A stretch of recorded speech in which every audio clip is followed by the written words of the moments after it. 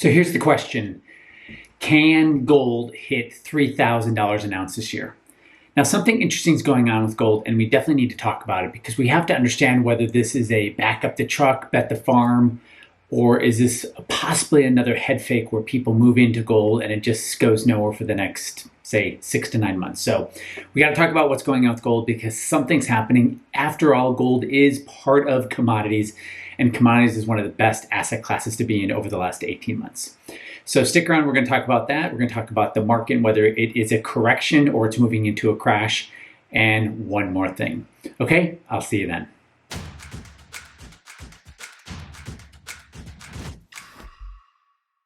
Hey everyone, this is RC Peck, and this is my weekly update. And I want to talk about three things. I want to talk about gold. Can it hit $3,000 an ounce? If it does, what's the implication of that to your portfolio, whether you own gold or not? I also want to talk about the market itself and whether we are still in a correction phase and what's going on with that. And then lastly, I want to look at two individual companies, two individual stocks that are almost priced the same, and really ask yourself, which would you rather own? There's so many interesting things going on, and whether you are going to buy one of these individual companies or buy gold or not buy gold, or you're not in the market at all, what these videos are here to do is to help you think more like the market, help you think more like the price direction, to help you get that clarity, control, stability, consistency in your portfolio and in your life. So let's do this. Let's jump over to the price charts. I'm starting with a really zoomed out price chart of gold. So this price chart of gold goes back to 1970. I know, 50 years. Don't worry, we'll get into what it's doing today, but let's just get a perspective here. So gold was stuck at $35 an ounce between 1933 and 1971. What I want to show you is the first time gold went up. That is about a 23x increase, $35 to $850. What I want to point out is that was about-ish, let's just call it a decade. It was a little less, but that was about a decade. And look, it had definitely a very real 50% correction in the middle of it. So holding something long-term is not trivial, right? Could you have held gold from 35 to 850 with a 50% correction in between? And that doesn't even count these smaller, quote unquote, smaller corrections of 30%. And then another one of, let's call that 30%. So we had a 30%, 30%, 50% in 9 or 10 years as gold moved higher. And then gold went up about 6x, about $250 to about $1,900 in the aughts. Now here's what's interesting and what I want to point out to you. In the 1970s, stocks did nothing. And in the aughts, stocks did nothing. So in order for gold, at least based on the last 50 years, because that's the only data we have, both times stocks were flat for the decade. So I'm just kind of setting everything up here. Okay, now what I want to do is zoom in just a little bit. That was actually on a 20 years, 75 years zoom out. So now I'm zoomed into the last 2 decades, and here we have gold. And back in 2011 and 2012, it absolutely struggled to stay above $1,800 an ounce. In fact, it couldn't. In 2011, it failed twice, and in 2012, it failed twice. So $1,800 is it's the real go, no-go price for gold. Now, let's zoom in even, let's see. Let's zoom in. Let's just go to the last 3 years. We can look at this. So here's this $1,800 here. Now look, it's above it. And you can see where that peak is. That's August of 2020.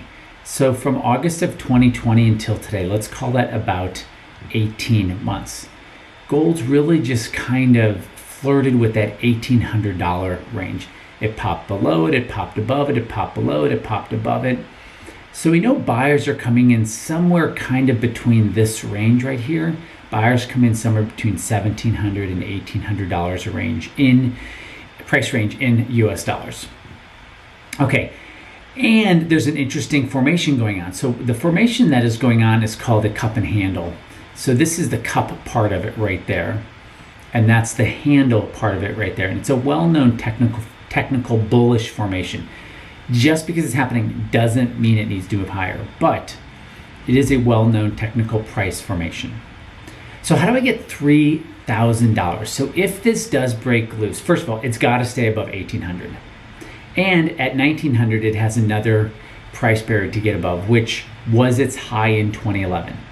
Now, I'm talking to you, or I'm recording this close of market on Friday, and it's right at 1,900. So it's flirting with that $1,900 level. But remember, really having it stay above 1,800 is the real big deal. So this fall right here and that move, right, that was a huge fall of 45%. The move back up is 80 if you take this top part. But what I'm taking is I'm going to kind of stay more conservative and say it couldn't ever stay above 1,800. So the move from the bottom to 1,800 is about 70%. From $1,900, I actually have to do the math right now because that's, well, let's do it at 1,800. It couldn't get above 1,800. So we should expect a move of 70% higher from $1,800. And that would give us right about $3,000. If gold breaks loose this year, and it could, do not be surprised if we see a print of, $3,000 gold. Now, if we do see $3,000 gold, the question is what happens to other ways to own gold? So let's do this. Let's look at GDX. And GDX is a ETF that owns a lot of the major gold mining companies. And one of the things I want to just point out to you is there's like this support and resistance line where it couldn't get above or couldn't get below. And so it's really adhering to that kind of it's a bigger range, but call it kind of $26 to $30. And it's above that. The other thing I want to do is I want to price precious metal mining shares in different currencies. So let's just compare it to copper. All right, so now what I'm showing you is a price of GDX priced in copper miners. So precious metal miners priced in, let's call them base metal miners. And what I want to point out to you is this ratio is down here at the bottom again. So the last 1, 2, 3, 4, 5, 6, 7 times it was down here, it bounced off it, with a few of them zooming way up here. So even if gold doesn't hit 3,000, we're at the bottom range of precious metals relative to base metals or copper. The other thing we could do, by the way, that's a bullish sign for gold.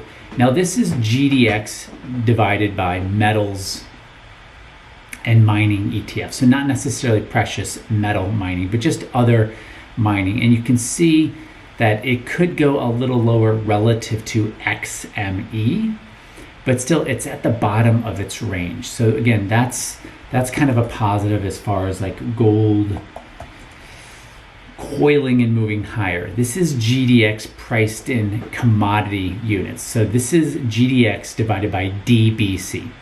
What you just need to know is if the line is going higher, gold is outperforming commodities. After all, you don't really want to own gold unless it's outperforming the commodity complex, right? The main asset class it's part of. Now, it's kind of messy trying to put in some bottom ranges here, but what I want you to get more than getting, the exact right is we're at the bottom of this range, and there can be a huge cycle swing for gold when priced in commodities. It's underperformed commodities since that August of 2020, which I pointed out to you on the gold chart, and it's down here all the way at the bottom of kind of this range. And so we could see, and we definitely want to see it firming here, and it is firming, and it's starting to, do I say break out? Certainly getting stronger. So precious metal mining relative to commodities is looking good. Okay, because what I'm doing right now is just taking GDX and I'm pricing it in different currencies. Of course, a big competitor to GDX or mining shares, precious metal mining shares, is just owning the S&P 500, right? And on the screen, you can see a triple bottom. So that's pretty good. It's, again, this is showing you kind of what precious metal relative to copper mining did at the bottom of that. Precious metal miners relative to the commodity complex. And here's precious metal miners relative to the overall stock market. It's at the bottom of that range. So we definitely have this kind of at the end of the range of how GDX and gold has underperformed almost everything, and we definitely are starting to see it wake up. Let's just quickly see how GLD, which is the way that a lot of people would probably buy gold. GLD is an ETF that one could buy. And so as you see on the screen, if the black line is falling, it is underperforming the S&P 500. So if I wanted to, and I do want to, I want to zoom in, what you'd see is kind of a breakout here. So if the black line is going higher, that is telling you that gold is outperforming the S&P.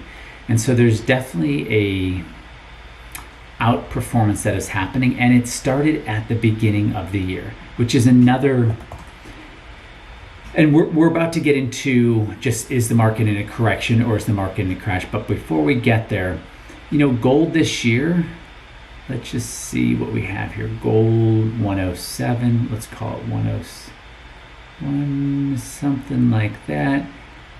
GLD itself is up about 4%. Now, depending on how you measure the stock market's down 9 to 15%. So the fact that it's positive is a big deal. And then let's just quickly look at GDX. Let's see what GDX closed at the end of the year, $32. Let's get it right about there. GDX is up about 8% for the year. So that's, again, another bullish sign that with the S&P and all world markets, equity markets around the world really just struggling. You have commodities doing well, you have energy doing well, now we have precious metals waking up and doing well, which is a commodity play. So commodities are having more and more parts of it do stronger, growing stronger and stronger. So the takeaway is gold is definitely waking up. It may be worth a nibble, right? This is not a back up the truck. This is not a bet the farm. Here's gold right here. You can see gold moved up and then moved back down, moved up and then moved back down. But look, this is COVID right there. So it's definitely above that, right? And you can see that gold kind of stayed above that COVID high there. So stability is back to gold, and it is worth a view. Now, not everything is aligned, not everything is going up, but for the most part, we have stability happening in gold, stability happening in GDX. I will say to you, the small caps, which in gold is not called small caps, it's called the juniors. The juniors are not outperforming the commodities. The large cap. The small cap are not outperforming the large cap in gold. So that's not happening. Also, too, silver's not outperforming gold, which is fine. You don't always have to have everything move forward like that. Gold can move higher without silver outperforming.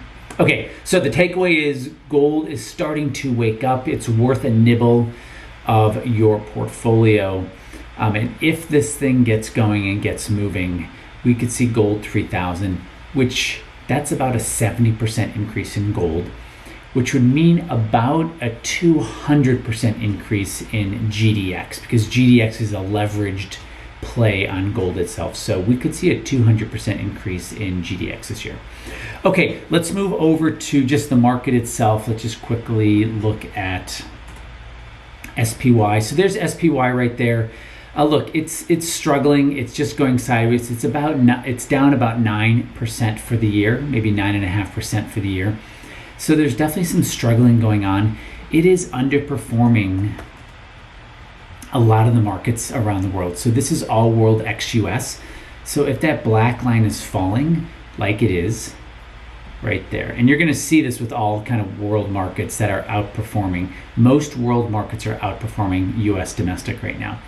So the black line's been falling since the beginning of the year. So international is outperforming. It's not positive for the year. I can just show it to you this way. So if the line's going higher, that's showing you that all world ex-US is going up relative to the S&P. All world ex-US is still negative for the year. Here's emerging market, which looks very similar. But again, emerging market is still negative for the year, just barely.